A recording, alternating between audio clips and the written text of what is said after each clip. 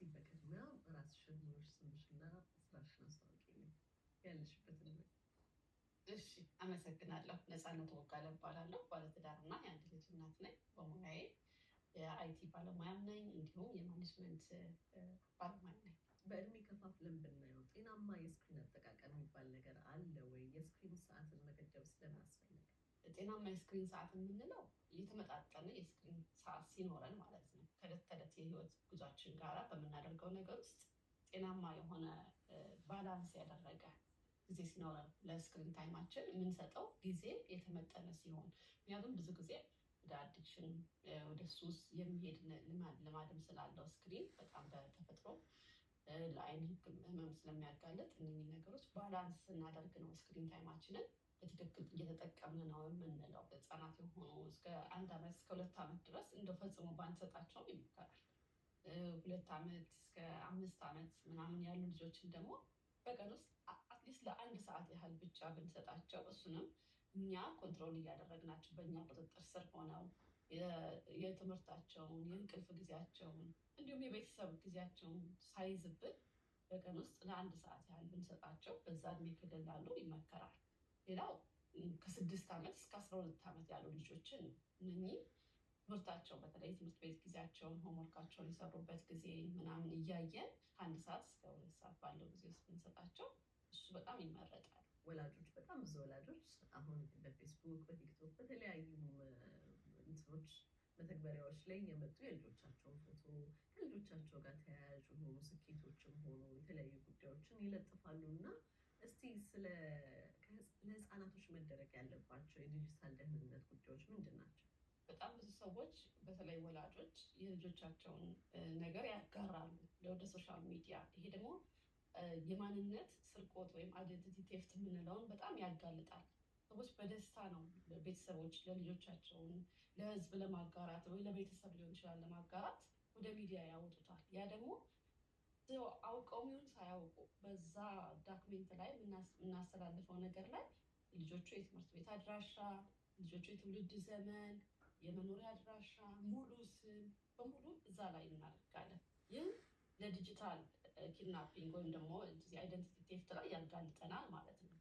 ያ በሚሆንበት ጊዜ ቤተሰብ መጠንቀቅ ያለበት እነኚህ ነገሮች ስናጋልጥ እነሱን ነገሮች ስክሪን እየሸፈንን ወይ ደግሞ ሌሎች ቤተሰብ ብቻ ሊያያቸው የሚገባቸው ሼር የምናደርግባቸው መንገዶች አሉና እንደ አይክላውድ ሼር ብናደርጋቸው፣ ጉግል ፎቶ ሼርን ብንጠቀም፣ ለምሳሌ ለቤተሰብ ብቻ ሊሚትድ ለሆኑ ሰዎችን ልናጋራ እንችላለን። ደስታ ነው፣ ግን ስናጋራ እነኝህ ነገሮች በጣም መጠንቀቅ አለብን።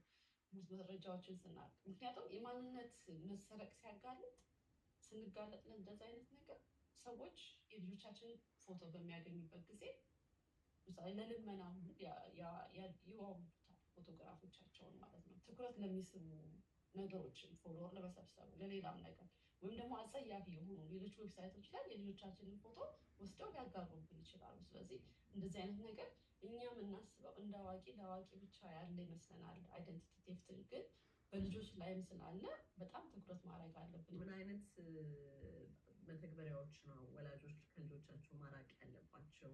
እንዴትስ ጥሩና መጥፎ መተግበሪያዎችን ማወቅ ይችላሉ? እኔ እዚህ ሀገር ልጅ አሳድጌ ለዩኒቨርሲቲ አድርሻለሁ፣ ግን በጣም ቻሌንጂንግ ነው። የተጠቀምኳቸው ሜቶዶችም ነበሩ ከሶሻል ሚዲያ እና ከሌሎች ነገሮች ላይ እንዴት አድርገን ኮንትሮል እናደርጋለን የሚለውን ነገር ለማድረግ ማለት ነው። ለምሳሌ እኔ በራሴ የተጠቀምኳቸው አፖች ነበሩ። ልጆች ወደ ትምህርት ቤት ሲሄዱ የግድ ነው ስልክ ያስፈልጋቸዋል ምናምን፣ ግን የሚጠቀሙት ነገርን ኮንትሮል ለማድረግ የምንጠቀማቸው አፖች አሉ። እነኚህ በጣም የተመረጡ በኢንተርናሽናል ደረጃ በቃ የሚደገፉ ናቸው። ለምሳሌ እኔ ባርክ ልጠቀም ነበረ። ባርክ አፕ እንጠቀማለን።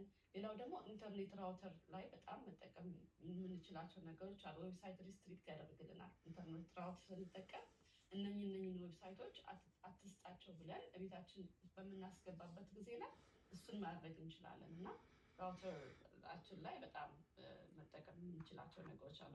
ጉግል ኖት ዋይፋይ የምንላቸው አሉ። እነሱ የምንጠቀማቸውን አልባሌ ማንፈልጋቸውን ልጆች እንዲጠቀሙ ማንፈልጋቸውን ዌብሳይቶች ሪስትሪክት ያደርግልናል። እሱን መጠቀም ይችላል። ሌላው እንዳልኩት ፓረንት ላይ እና ልጆች ስልክ ላይ በጋራ ልንጠቀሙ የምንችላቸው አፖች አሉ። እነኛ አፖች ልጆች የማይፈለግ ነገር ላይ በሚሄዱበት ጊዜ ወደኛ ይልክልናል። እንደዚህ አይነት አፖችን መጠቀም ለወላጆች በጣም ጥሩ ነው ብዬ እመክራለሁኝ። ከልጆች ጋርም መመካከር ለልጆችም እኛም ደግሞ አርአያ መሆን፣ በተለይ ቤተሰብ በጣም አርአያ መሆን አለበት ለልጆቻቸው።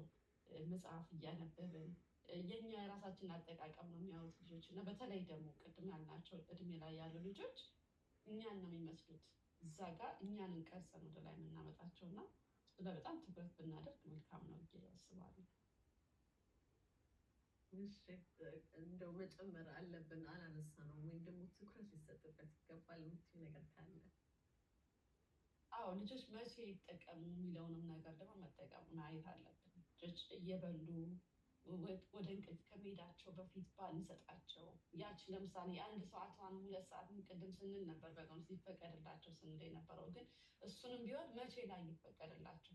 ልጆች እንደምናየው እየበሉም ይጠቀማሉ፣ ወደ መኝታም ሲሄዱ ይጠቀማሉ እና እነሱ ነገሮች ላይ ባንሰጣቸው፣ ሰዓቱን የት ጋር እንስጣቸው የሚለውንም ራሱ ማየት አለብን። እሺ ነፃነት፣ ከአሜሪካ ድምፅ ጋር ለነበረሽ ቆይታ ስለ ባለሙያ ምክርሽና ማብራሪያሽ እጅግ አብዝቼ አመሰግናለሁ። እግዚአብሔር ይስጥልኝ። በጣም አመሰግናለሁ።